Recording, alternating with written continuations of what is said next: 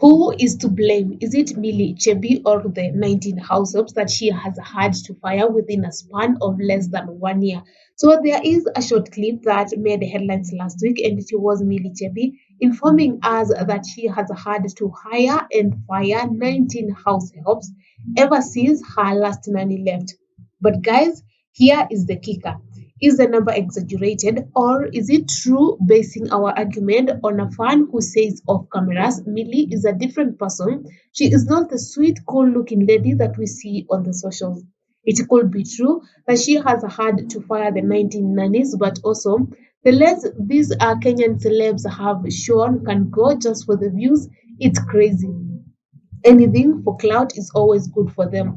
Tangu the last nanny Wamila atoke, I know nimegonga 19. Now, that short clip was shared on SPM Buzz, and fans had to react, with one fan suggesting that Millie is the problem. You are the problem, sis, the fan said, and Millie took the comment lightly, as she just agreed, yes, I am, but clearly it was just her being sarcastic. And another comment that really garnered quite a buzz was that of an online user identified as Sandorini Queen, where she questioned, tuambie tu ukweli mami, 19 women were all wrong. And that's when a majority of online users opened up about Millie having to fire the 19 house help. And one comment stood out. The online user who wrote, the comment says that she had a chance to work with Millie, and her experience, or rather the experience she got, is one that she wouldn't want to experience ever. The comment reads, Akona Chafu sana, I happened to work with her time ya wash ya Terence, and yo, Roho Black. I really used to love her, but hata nilijichuna masikio. Kupenda maceleb is not my thing anymore. Off camera, people can be so different. Mpaka nikamkimbililia nimsalimie mbwa mimi. So yeah, that online user learned a lesson, but yo, how true is that? Has Millie Chebby really had to fire 19 house helps, ama ni kiki tu? Jue 19 in less than a year. Anyway, switching things up, we head to Canada, and Vincent Mboya has a word or words for young Kenyan celebs. The words are inspired from personal experience, and he is trying to clear the air and share why he had to move to Canada. When he left for Canada, many were shocked because at the time the guy was at the top of his content creation career, and he was making headlines left, right, and center, whether it was for good or bad reasons. But anywho, publicity is publicity. Well, his rise to fame was faced with challenges, and despite having not had the best reception in the content creation realm, he proved everyone wrong, making it known he is here to stay, and we should get used to that. He now has something to share about fame, and especially to the young Kenyan celebs. And taking to his Insta stories, Vincent urged Kenyan celebs to plan for the future and not just live simply. He asked a simple question, whether celebs will be in the future, and let's just dive into what he had to say. Right now, if you are famous with a few 100,000 or even a million in your account, driving nice cars and living large, ask yourself, where will you be in the next 10 years? Will you still be living this life? Or when you turn 40, will you still be famous?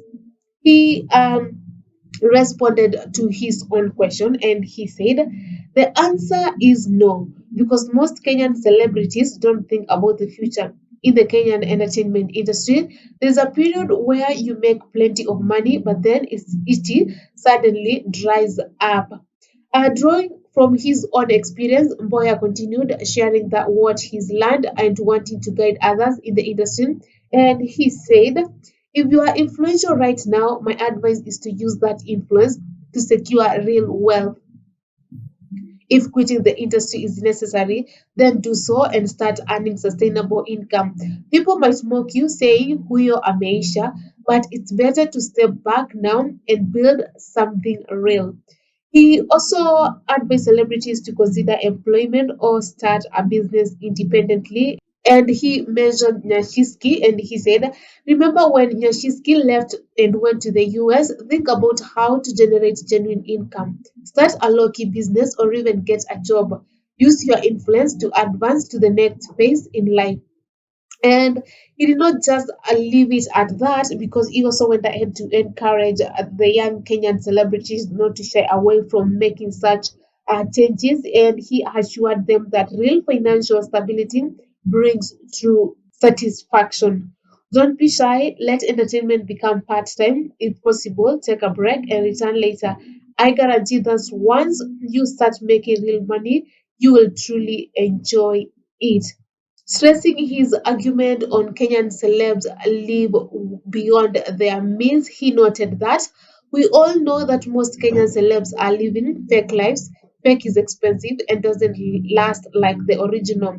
Fame comes and goes worldwide, but money is yours to manage. If you let it slip, it might never return. Young Kenyan celebrities, do you want to keep moving forward or remain stagnant and risk falling?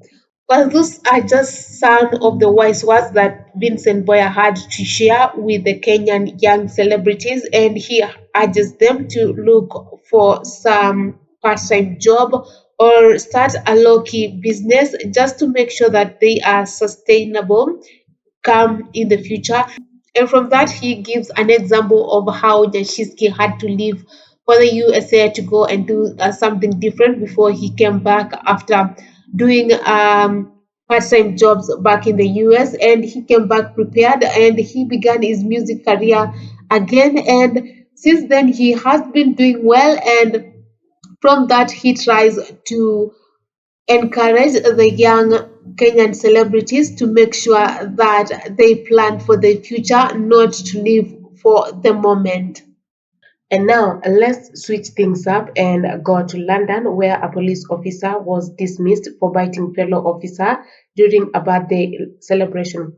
According to My London magazine, the officer, who has a Nigerian background, was intoxicated during the celebration and grabbed his colleague's throat before hitting him.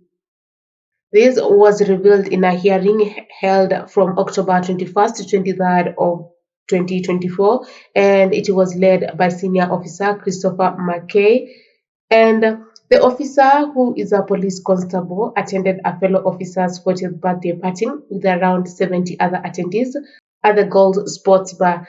So this is how the incident happened. At around 11:30 p.m., the officer, who was affected by Shola behavior, the officer goes by the name Shola Balogans, and when he was climbing the stairs, Shola got in front of him and took the officer's glasses from his face and threw them to the floor.